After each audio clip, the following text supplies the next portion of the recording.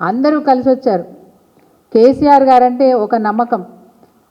ఒక్క తెలంగాణ రాష్ట్రమే కాదు, ప్రపంచవ్యాప్తంగా కేసీఆర్ గారంటే అందరికీ తెలుసు. కేసీఆర్ వేరు, బీఆర్ఎస్ వేరు కాదు. బీఆర్ఎస్ఏ కేసీఆర్, కేసీఆర్ఏ బీఆర్ఎస్. టీఆర్ఎస్ అంటేనే కేసీఆర్ గారు.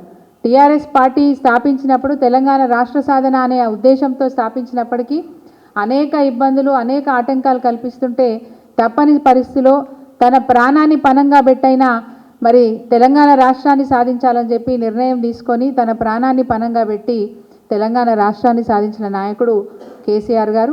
ప్రపంచమంతా కేసీఆర్ అంటే ఎంత గౌరవం ఉందో ఈరోజు వారి పిల్లల్ని కూడా అంతే గౌరవిస్తారు. కానీ ఇలాంటి సందర్భంలో ముఖ్యంగా తెలంగాణ రాష్ట్రం సాధించిన తర్వాత కూడా నా బాసులు ప్రజలే అని చెప్పి, నా బాసులు ఢిల్లీలో ఉండరు, నా బాసులు గల్లీలో ఉంటారని చెప్పి ప్రజల నిర్ణయాలను, ప్రజల కష్టాల్ని గమనిస్తూ వాళ్ళకు కావాల్సిన అనేక సంక్షేమ పథకాలు తీసుకొచ్చి తెలంగాణ ప్రజల్ని ఒక గౌరవపరమైనటువంటి స్థాయిలో ఉంచున్నారు కేసీఆర్ గారు.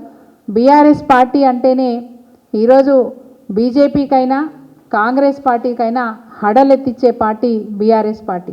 మొన్న ఎన్నికలలో, అసెంబ్లీ ఎన్నికలలో ఓడిపోయినా, పార్లమెంట్ ఎన్నికలలో సీట్లు రాకపోయినా ప్రజలు మాత్రం మళ్ళీ కేసీఆరే కావాలి, మళ్ళీ బీఆర్ఎస్ఏ అధికారంలోకి రావాలని ఆకాంక్షిస్తూ ఉన్నారు. అడుగడుగున క్షేత్రస్థాయిలో ఇది స్పష్టంగా కనిపిస్తూ ఉంది. ఇలాంటి ప్రస్థానంలో పార్టీ ఈరోజు ఇబ్బందుల పరిస్థితిలో ఉన్నప్పుడు కేసీఆర్ గారు 20 నెలలుగా వాస్తవంగా మరి ప్రజలు ఏం కోరుకుంటున్నారు దాన్ని బట్టి మనం ముందుకు అడుగేద్దామని చెప్పి మొన్న ఏప్రిల్ 27 వరకు కూడా వారు స్వయంగా ప్రజాక్షేత్రంలోకి రాలేదు. పార్టీ పుట్టినరోజు పండగ నాడు ఆ రోజు మరి మనందరికీ తెలుసు, పెద్ద ఎత్తున బహిరంగ సభ పెట్టి తాను ఏం చెప్పదలుచుకున్నారో చెప్పినారు. బీఆర్ఎస్ పార్టీ యొక్క ప్రస్థానం, బీఆర్ఎస్ పార్టీ యొక్క గౌరవం ఇంకా పెద్దగా పెరిగేటట్టుగా వారు ప్రవర్తించిన తీరు దేశమంతా ఒక చర్చ అయింది. రేవంత్ రెడ్డి గారు దాన్ని ఓర్చుకోలేకపోయినారు. నన్ను ఒక్కసారి కూడా యాద్ చేయకపోయా కేసీఆర్, కాంగ్రెస్ పార్టీని కూడా యాద్ చేయకపోయా కేసీఆర్ అని చెప్పి ఓర్చుకోలేని పరిస్థితి. అంత గొప్పగా కేసీఆర్ గారి ప్రసంగం ఉండే. మన పార్టీ ఏంది, పార్టీ పుట్టింది ఎట్లా, ప్రస్థానం ఏంది, భవిష్యత్ ఏంది అనే విషయాల గురించి చాలా కూలంకుషంగా కేసీఆర్ గారి ప్రసంగంలో మనందరికీ అర్థమైనప్పటికీ ఎందుకో కవిత గారికి మాత్రం అది అర్థం కానట్టుంది.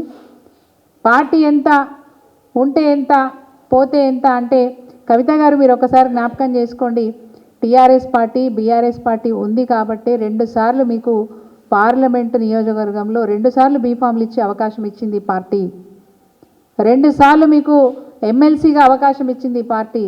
ఎట్లా మర్చిపోయినారు మీరు? ఏ విధంగా మర్చిపోయినారు మీరు? పార్టీ ఉంటే ఎంత, పోతే ఎంత అంటున్నారు. క్షేత్రస్థాయిలో అడుగు పెట్టండి. ఈరోజు పార్టీ కార్యకర్తలు మిమ్మల్ని నిలదీసే పరిస్థితి వచ్చింది. మీకు మీరుగా మీ స్థాయిని తగ్గించుకున్నారు తప్ప ఇంకొకటి కాదు. ఈరోజు సమిష్టి నిర్ణయం కేసీఆర్ గారు నిజంగా సత్యవతి అక్క చెప్పినట్టు ఇది ప్రజలందరూ కూడా స్వాగతిస్తూ ఉన్నారు. ఎందుకంటే మీది రక్తబంధమే కావచ్చు, మీరు కన్నకూతురు కావచ్చు, కానీ బీఆర్ఎస్ పార్టీని కేసీఆర్ గారు ఒక కన్న తండ్రిలాగా, కోట్లాది మంది ప్రజలు ఈరోజు కేసీఆర్ గారిని బాపోని పిలుచుకుంటారు. నువ్వు నాన్న పిలుస్తావో ఏం పిలుస్తావో తెలియదు, కానీ కేసీఆర్ గారిని తెలంగాణ రాష్ట్ర ప్రజలు బాపోని పిలుచుకుంటారు. అంత గొప్పగా ఆ బంధం అనేది కేసీఆర్ గారితో ముడిపడి ఉంది, బీఆర్ఎస్ పార్టీతో ముడిపడి ఉంది.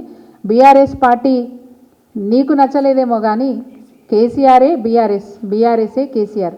అలాంటి పార్టీని ఈరోజు ఉంటే ఎంత, పోతే ఎంత అని మాట్లాడినారు.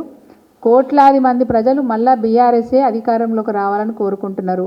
ఇట్లాంటి సందర్భంలో ముఖ్యంగా కేసీఆర్ గారు కొంత మానసికంగా ఒత్తిడిలో ఉన్న సందర్భంలో ఒక కన్న కూతురుగా మీరు చేయాల్సిన కామెంట్స్ అవి కావు, మీరు మాట్లాడాల్సిన విషయాలు అవి కావు. ఈరోజు బీఆర్ఎస్ పార్టీని ఒక మాట అన్నారు, ఉంటే ఎంత, పోతే ఎంత అన్నారు అంటే అది కేసీఆర్ గారు అన్నట్టుగా మనం భావిస్తూ ఉన్నాం. ఇది సరైన పద్ధతి కాదు, మంచి పద్ధతి కాదు. పార్టీకి అనేక మంది ద్రోహం చేసినారు, అందులో మీరు కూడా ఒకరుగా మిగిలిపోవాలనుకుంటే మేము చేసేదేం లేదు. మీ భుజం మీద తుపాకీ పెట్టి ఎవరు కాలుస్తున్నారో మాకు తెలియదు, కానీ ఈరోజు మీరు నిన్న ఏదైతే ప్రెస్ మీట్లో మాట్లాడినారో అవి ఏవి కూడా ప్రజలు ఆమోదించే విధంగా లేదు, పార్టీ ఆమోదించే విధంగా లేదు. అందుకే ఈరోజు కేసీఆర్ గారు నిర్ణయం తీసుకున్న విషయాన్ని మేమందరం కూడా స్వాగతిస్తా ఉన్నాం.